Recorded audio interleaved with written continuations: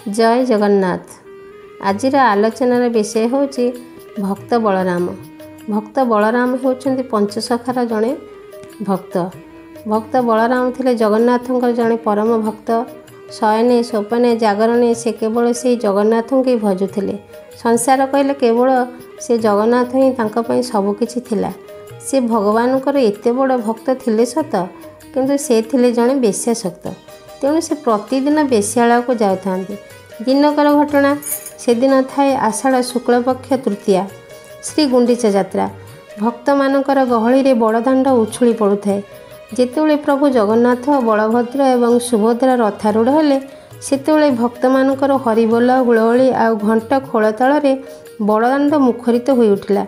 ठीक एति बेले बलराम बेश्यालय रे थिले।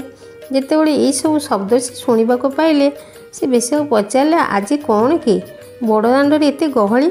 से कहले आज पड़ा पवित्र रथयात्रा। एक कथा शुणिया भितर भक्त बलराम को मुंडरे जमती आकाश भूषुड़ी पड़ला। पाद तले माटी जमती खसीगला।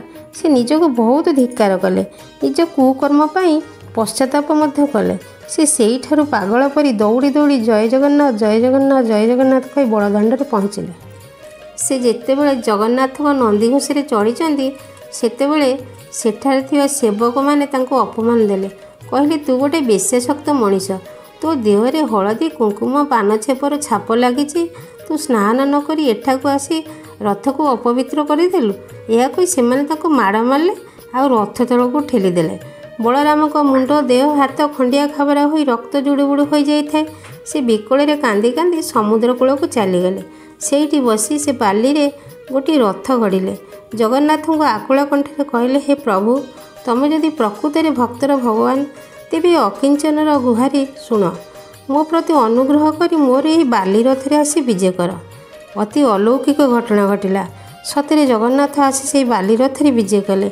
संगे संगे से स्थानटी कर्पूर चंदन और पद्मफुलर महकरे भरी उठिला। एपटे कौन होइछि ना बड़दाण्ड आउ नंदीघोष गड़िला नहीं। एक कथा राजा कान को गला। राजा हाथी घोड़ा लगाई मध्य रथ टाणी पारे नहीं। शेष को जगन्नाथ पाखरे अपाध्या पड़े। प्रभु तांको स्वप्न कहले, हे राजा, मो भक्त बलराम को सेवक माने माड़ मारी अपमान दे रथरु बाहर कर देइचंती। से समुद्र कूल रे गोटे बाली रथ तैयारी करी मते सेठारे स्थापन करछि। तेणु मु बड़दाण्ड को जीवी कहीं? मो पाई मो भक्त बड़। हे राजा, तुमे जदि पारुछ तेबे समुद्र कूल को जाई बलराम को क्षमा मागी जदि एठा को आनी पारिबो, तेबे जाई मो रथ चलिबो। यही स्वप्नादेश पाया मात्रे राजा तत्क्षणात पात्र मंत्री और पूजा पंडा को नहीं सेठारे पहुँचिले। देखिले भक्त बलराम पागल परी से बाली रे गड़ुछंती एवं प्रभु को नाम भजन करछंती। सेथिपई तांको पागल बलराम बा मत बलराम बोली कहा जाए।